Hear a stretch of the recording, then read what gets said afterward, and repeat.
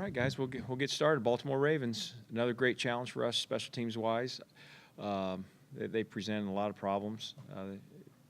Arguably have two of the better kickers in the league, in Tucker and Sam Cook, and obviously the return man Hester is a dangerous guy that can take it at any time. So we're going to continue to focus on the Cleveland Browns, build upon some of the good things we did last week, and try to fix some of the things that need to be improved.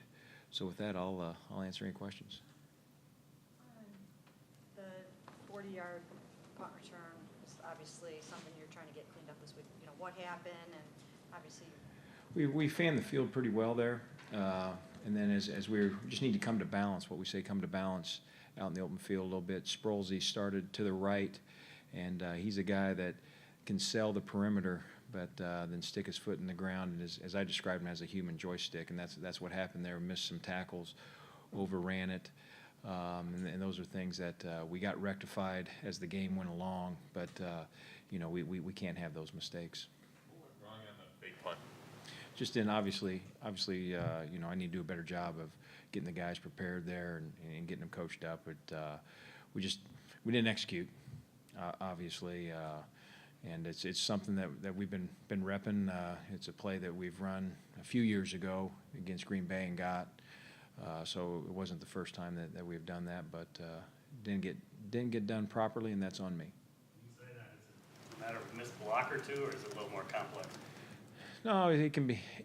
We missed a block on the backside that kind of got things initiated a little bit, and those are risk-reward plays. And we're going to continue to be an aggressive unit in all areas. And the time presented itself to take a chance there. Didn't get it, and I thought our defense did an outstanding job bailing us out and only holding them to 3 points. So it's a risk reward, but we'll run another one. What's the thinking on using Tremont as the punt returner, and is Corey Coleman just simply not ready yet? No, they're both ready. Corey he's ready. I mean, I have great confidence in him. We're going to use both guys, and Tremont's a player that catches the ball very cleanly, and Corey's been catching the ball very cleanly too. Very windy day down there, and Tremont, is kind of field position sometimes dictates where we play him, but he's a guy that I can remember when Tremont was in Green Bay, and I wrote him up many a time as the returner. He's a very capable returner. Don't lose sight that because he's been in the league a long time and hasn't done it for a while that he can't do it. He can do it, and I'm excited for Corey to get his opportunities also because he's a dynamic player when the ball's in his hands. was there 10 men on the field on that fake punt? There was. There was only 10 men. Yes. And how kind of That's on me. That's- That's coaching, and I have to get that fixed. Chris, are you going to continue your tradition of taking the kickers down during the week to work at the stadiums, especially because you got a new one in Patrick Murray this year? I know you've done that in years past, but are you still going to do that this year?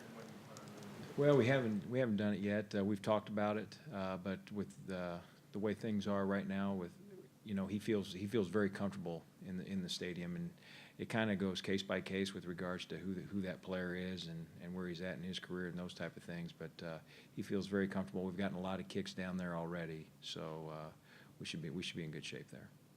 Coach, I know that brought up the scar last year. I mean, you even gave it a name. With the Ravens coming back, do you think about it all? Do you bring it up to the guys? No, each team is different, and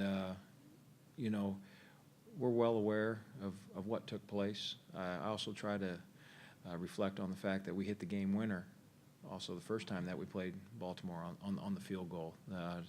So I know what it is, but my glass is probably more half full than half empty.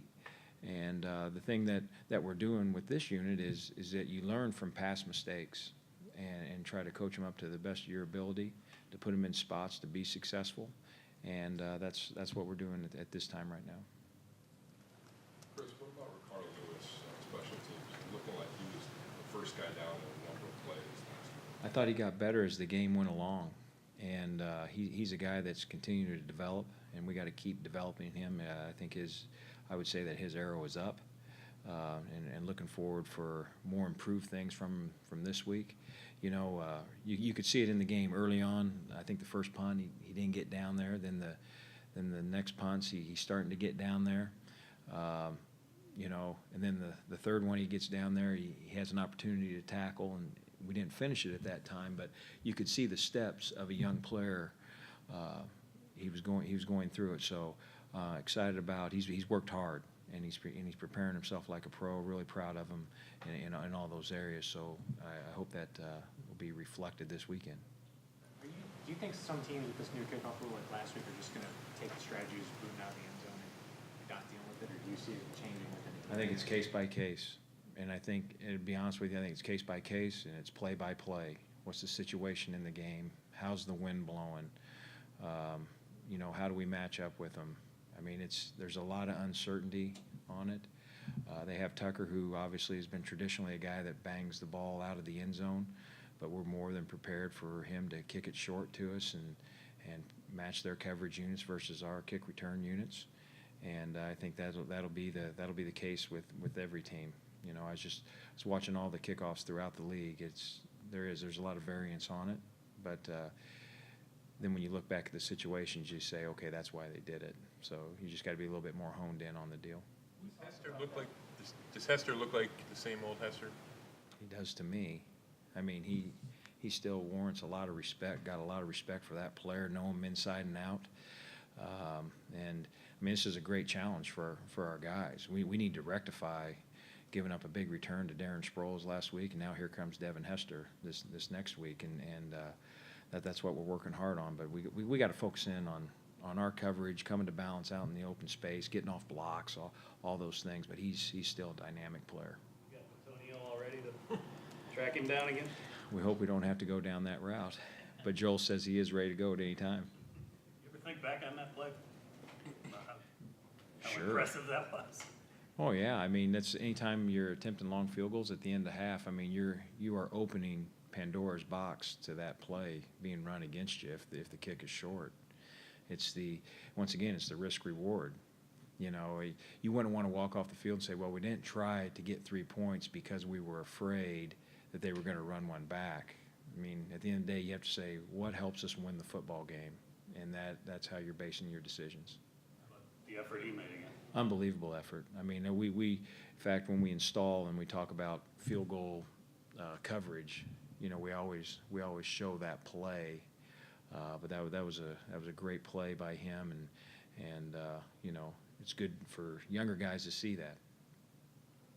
We talked about before the season, you know, this new kickoff rule. Are you, and having watched as many of them now as you have around, are you surprised at? It seems that the rule is having almost the direct opposite effect of what the rules committee was hoping it was, and that is just you guys would opt to kick it through the end zone. Teams would start at the 25, and a lot of teams are doing the pooch kicking. They're trying to direct kick. All those. Are you surprised that it's almost having that opposite effect? I'm not surprised. It's kind of unintended consequences is really what's taking place on it. And I think that it'll get shorter, and the kicks will get shorter and shorter. Obviously, as the year goes along, the weather changes. But I also think that as teams get more comfortable with their personnel and how guys are running down and kind of getting to know their players, I think then you'll maybe even see begin to increase. It wasn't as high this past week as what I anticipated, but I do see it beginning to increase. We saw Isaiah Crowell make a special teams sack. I think that was his only snap. Is there any concern having the starting running back covering on special teams, or? Not for me. No, I think that's the dilemma that at the end of the day, it's going to be about winning, and it was a time in the game that one of our players was down with an injury, and Duke Johnson had gone in and replaced him on the previous play, and then Duke was in on the previous series for all 3 plays, so we needed a fresh set of legs. And Isaiah has trained at that spot. That's why we train a lot of guys during OTAs and training camp for situations like that. And our guys have bought into how important special teams is, and coach preaches that, and he goes down and makes a great play for us. You know, you'll see teams from throughout the league that play their starters. At the end of the day, you have to think about this. There's only 46 players up. Then when you start subtracting the specialists and the O-line and D-line, at the end of the day, you're probably looking at maybe 26 players that can possibly play on special teams that have that skill set. So starters are going to have to play, and you know, it's an important part in our world, and we preach it. There are no second chances. If we make a mistake, for example, we made a mistake on Sproles play, we don't get to line up again and say, let's repunt. We're going to try to do better. So that's why we're going to put our best players out there and let them make plays. So I was really proud of his effort, his willingness, and his toughness to get it done.